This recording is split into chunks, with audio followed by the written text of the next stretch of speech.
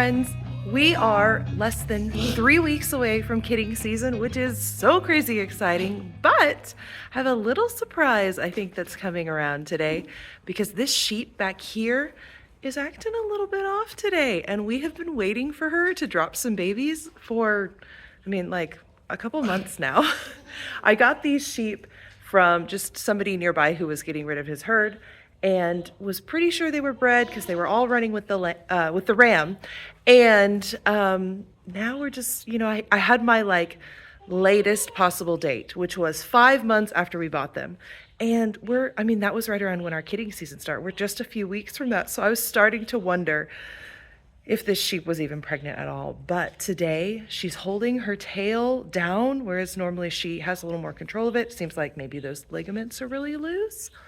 She keeps putting her ears back and she keeps giving me this wide-eyed expression like, what is happening? So I think it may be soon. Now, last time one of my sheep was going to give birth, I will link the video up above because I was humorously off on the timetable for that one. And it was like 2 weeks between when I said, today's the day, and the, actual day. So I'm not holding my breath for anything today, but I am going to keep an eye on her. We'll see how long this video goes until she gives birth. Now, she really doesn't have an udder yet. There's really nothing happening down there. No discharge. And so I think we may have it a little while still, but it was exciting. Oh, are you feeling a little bit bad today? That's okay. I'm just excited that it might be soon. Look at that stretch. That's a contraction stretch.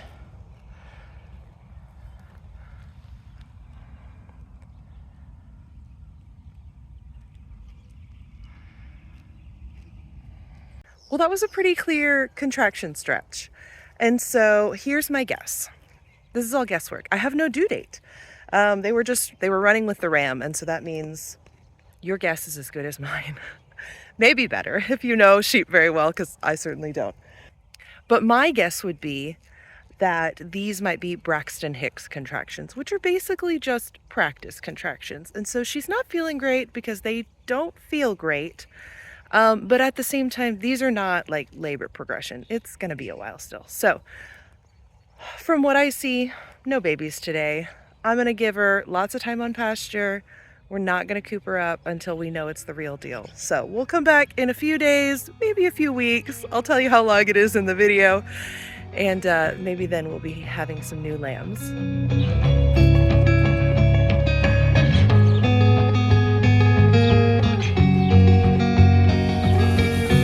But for today, as always, we have a project to do. I would love to tell you that farm life is, it is simple in that it's less complex, but it's not simple as in there's nothing to do. There's a ton to do every day, nonstop, no matter what.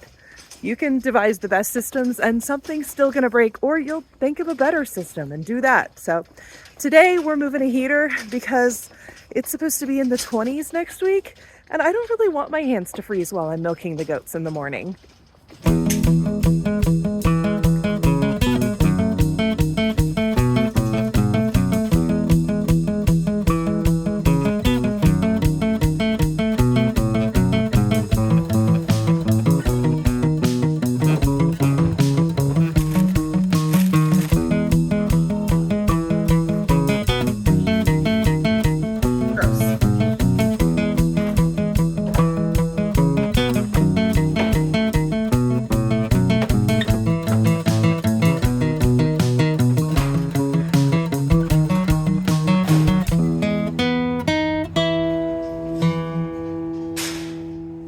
All right, now off to the milking area with the heater. I think it'll get a lot more use over there anyway.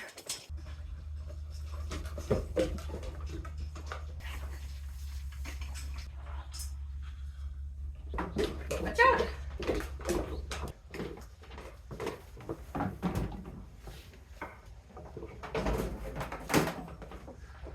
So I'm thinking that I want it, I know I want it to where that heat is going to come close to my hands, which, you know, when I'm milking, my hands are about here-ish. So I think I'm going to tuck it just right here in the middle between my two my two milk stands. That way I know I have a plug nearby for my milking machine, so I can plug the heater into the same plug, and then I think I'll be golden.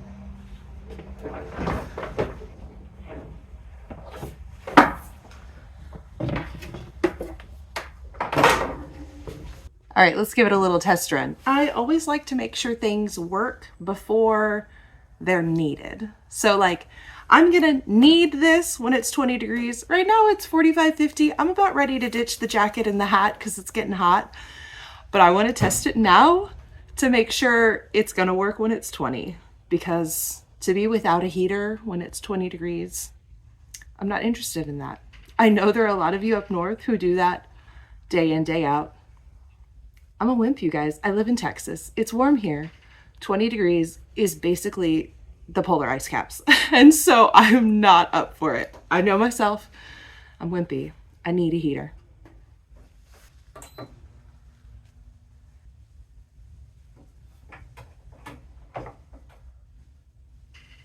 There we go. I don't know if y'all can hear the slow takeoff noise. It's growing in volume. It's been a long time since this thing turned on. I think it just needed a little warm up. I think both me and the goats are going to really appreciate that on these cold mornings coming up. All right, well, I'm gonna run inside and ditch the hat and jacket because really it's getting hot. But since we already have our cart out, I figure, well, we might as well clean out one of our barn stalls. We are getting up close to kidding season, so I need to start getting that stuff cleaned out anyway. But more importantly, I mean, it's important. Everything's important. My priority is I need to get my garden ready, and the stinky, nasty, gross stuff in the garden is the most excellent, amazing fertilizer in the garden. So, you know, one man's trash, another man's treasure. That definitely applies to goat poop around here. So let's go get some so we can put it in the garden.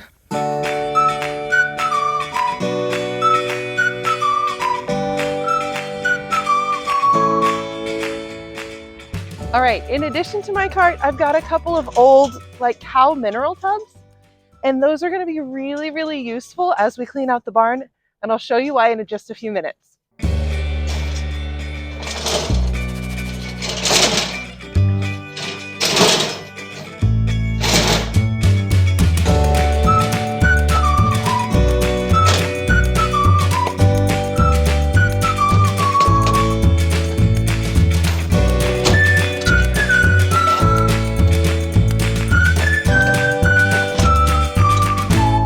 Just straight up got lucky when I built that door because I did not measure anything. I had a random pallet and that's what we used as the gate.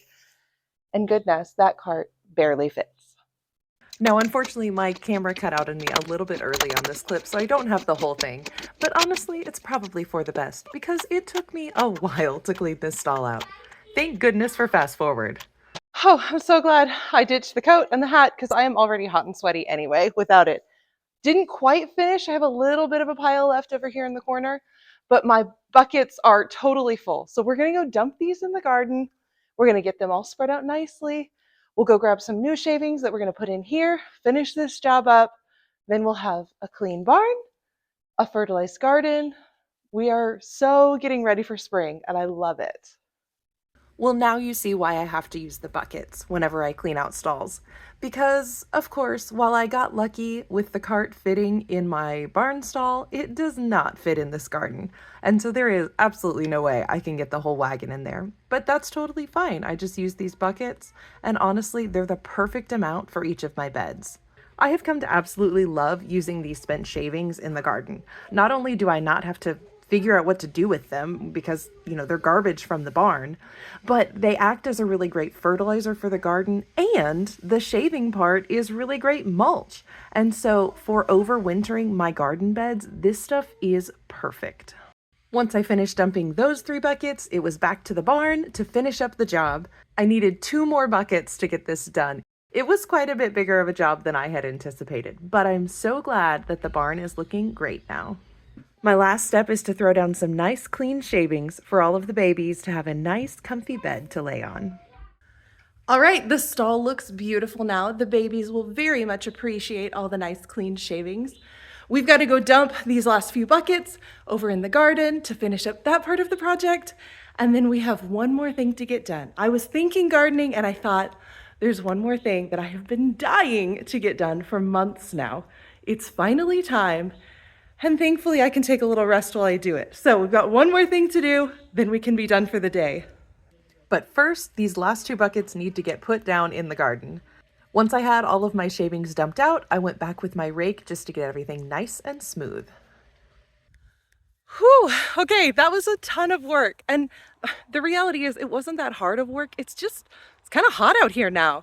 You know, it was really cold this morning. I had to be all bundled up in my hat and my, coveralls, and I had a coat on, and now it's like 50 degrees out here and the sun is shining and there's no clouds in the sky and it's hot. So it's a reminder that, winter is here currently. Spring's around the corner. Unfortunately, there's more winter around the corner first because next week is just going to be freezing. That's why I'm so glad we've gotten these projects done today whenever it's really, really nice weather. But our garden looks gorgeous now with all of our mulch and fertilizer put in. The barn is beautiful now that we've gotten it all cleaned out for the new babies coming soon. And so I cannot wait until this garden is just lush, green, plants everywhere come spring and summer. But step one to get us there is we have got to get our seeds started. So thankfully that's a much lower intensity activity because I am pooped. So let's go sit down and get those seed trays started. All right, after such a busy morning, I am so excited to have just a nice sit down activity.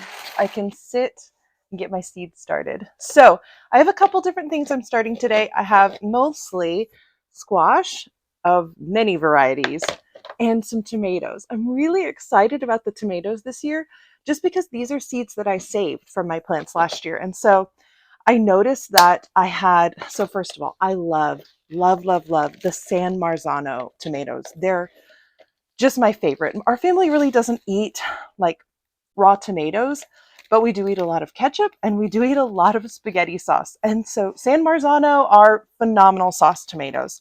And so when I grew them last year, what I noticed was I kind of had, of my best producing plants, I had one that was producing these big, beautiful, so many on the plant tomatoes, but they stayed orange. They really never got that like deep red color. And so I kept some seeds from them anyway because they were just so prolific. I couldn't not keep them.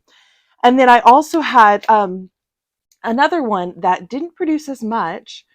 Still very prolific, good enough that I wanted to keep seeds, but those tomatoes were a lot smaller and they were the most beautiful, deep red, I mean, gorgeous fruits. So we're gonna start out both of them and then just see what we get this year. So I have found my personal preference is not to use those tiny, they make little seed trays that have teeny tiny amounts of soil, and they're really excellent for, their intended purpose, which is just for when you're starting seeds. But your little seedlings outgrow it so fast that I found that I just like using a little bit bigger pot to start with. And then I don't have to up pot quite as early. All right, our fiddly little tomato seeds are all planted. They're all in their little pots. So let's switch here. I'm going to put these signs to where you guys can see them. Next up, we're going to our squashes. I really prefer planting squashes just because their seeds are a lot bigger. And so it's a little bit easier on my eyes and on my hands to get them all where they're going. I will go through, I have a lot of different squash varieties because we really love squash. It's like one of the easiest vegetables to grow, which is, I mean, that's one of the main things I'm looking for as a fairly lazy gardener. I want things that I can grow easily in my zone. So we are zone 7B where we live, which means it's pretty warm. We have a really long growing season, which is awesome. But things like squashes, okra, tomatoes, and peppers, those are what do best here. And so I love growing squash because they really, really do well. So our first squash is one of my absolute favorites. It is called the tromboncino squash. It's literally the trombone squash. These are those super, super long ones. They hang down. They look like a giant trombone. And I think that they taste amazing. And even better than tasting amazing is when we planted these last year. So last year was the first year we tried these. And we were really surprised to find that last year we had just horrible, horrible squash bugs. And we also had horrible, horrible roly polies, pill bugs. And the pill bugs ate almost every seedling, which is why I'm definitely starting with trays and not from seed in the ground for some of these things. Because I just know that those little pill bugs are going to eat everything that starts growing. And so if I can give my plants a little head start, that helps a lot on just keeping ahead of the bugs. But the trombone chino squash, they outgrew the pill bugs quickly, so they didn't get eaten alive. And then when the squash bugs moved in, they didn't even care. My zucchini, ooh, my poor zucchini. My zucchini was gone. I mean, within a week. Those squash bugs, they just kill everything in sight. But the tromboncino is, I don't know, either it grows so quickly that it could outgrow the damage that they were doing, or it's just really resistant to the squash bugs. And so either way, it has become my new absolute favorite as far as squash goes. When you harvest it really early, it is very similar to a zucchini. It's green, it's soft, and so it really could be an excellent zucchini substitute. And then if you let it dry on the vine and harden, it gets that rind like a butternut squash. And I mean, tastes so much like a butternut squash. And so super versatile, disease resistant, resistant to the parasites. I mean, come on, you guys. Like, what's not to love? So that one we're going to do 3 trays full or 3 pots full because I love it. All right, let's do butternut squash next. Butternut squash is one of my absolute favorites. It tastes so good and it stores for a long time. So butternut squash is one of those winter squash. Ooh, fun fact. If gardening is not your normal thing, if this is new information, but fun fact about squash that are called winter squash is it's a little bit misleading. Sometimes people think that you call them winter squash because you grow them in the winter. You don't. They're going to grow all spring and summer. But the reason they're called winter squash is because they're going to keep until winter or even through the winter. So they form like a really hard rind. Kind of think of a watermelon. And that hard rind is going to help them stay shelf stable, healthy in your pantry, or even better if you have a root cellar or something. But it's going to last and last. Most of ours we find can last about a year, which is perfect because then they're lasting right up until the next year's fruits are growing. And so it's perfect. I really love these winter squash. In fact, several of these are winter squash. All right, next up is zucchini. Now, even though I know, these squash bugs are going to try to come and destroy my zucchini, I'm going to plant it anyway because we love eating zucchini and we especially love, if you've ever heard of zoodles, zoodles are where you cut a zucchini in a spiral, like really thin spirals, and you can kind of cook it and it's very similar to noodles. And our family's found they're really tasty and obviously a super low carb option. And if low carb noodles are not your thing, just throw it in a stir fry. That's honestly my favorite. All right, now we get into the weird ones. So if you've never heard of this, this is called delicata squash. I was told by a friend that these are just the most amazing squash that there is. And that friend told me that about 3 years ago. And I have been trying unsuccessfully every single year since then to get these things to grow. And I can get them to germinate. They start, but the roly polies this past year, something always takes them out. And so here we are. I'm going to try again because I desperately want to taste these. So what I've heard is they're very similar to, I guess, maybe like a hybrid between a butternut squash and a zucchini. And so if you catch them early enough before they have a rind, you can just slice it, fry it, and it's like the most amazing zucchini you'll ever taste. That's what I was told. So I'm really excited. I want to try it myself. So we're going to pray a prayer of blessing on these seeds that maybe this time, maybe this year will be our year. And then this one is a new one that I'm trying this year. It's the Burgess Buttercup Winter Squash. And so this looks a lot like an acorn squash. I think it's some sort of, well, I mean, it says it's heirloom, but it seems like some sort of a hybrid. I don't remember why I picked it. That would be good information to have, but I don't have it. I bought these seeds months ago when I was right as our garden kind of wrapped up in early fall, late summer. I was sad. I was sad about the garden coming to an end and thinking forward to next year. And so whenever that was happening, I went ahead and bought some seeds. Don't remember what I bought. These are what I bought, I guess. But I'm excited about them nonetheless. So for all of these plants, I'm planting way more than I actually need in the garden. Just because typically, I mean, germination rate is never 100%. Disease can happen. I mean, hopefully not. Disease can really wipe out your whole garden very quickly. But just, roly-polies. Sometimes the rabbits move in and make a nest with babies in your garden. Things happen. And so it's always good to have more than you need. That way you can always replace a plant if you need to. All right, last one is some acorn squash. These are queen acorn squash. And I have never grown acorn squash before. I honestly, I've never eaten acorn squash before. I have seen countless recipes. My sister has told me how awesome they taste. So I don't know what's been keeping me from it for years now, but this is the year, hopefully. All right, that's it. That's our seeds for this year. Now, I, of course, have a lot more things to plant, but these are the things that I want to get started in January, way before they need to go in the ground, because they just need a little extra help, a little extra growth before the weather is warm enough for them to get outside. And so we're going to get these started. I have a really nice shelving unit and grow lamp, and so these are going to go get put under the grow lamp. They're going to get lots of water so that they stay nice and moist. And then once they germinate, hopefully we'll get some good growth before we get them out into the garden come spring. Well, thank you guys so much for watching. I know this was a ridiculous project day today. We had so much to do, and I am really excited to finally be done.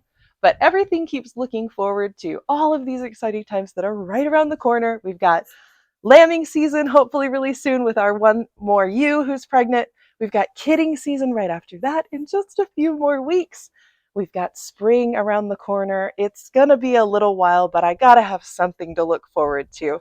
But our kidding season is going to be huge, and it is right around the corner. So if you haven't yet, please do hit that subscribe button down below. That will make sure you don't miss any of those goat birth videos. Thank you guys for watching. We'll see you in the next video. Are you ready to get back on your porch? Thanks for sharing it with me, Bruno. You're a good boy. Yeah, you're a good boy.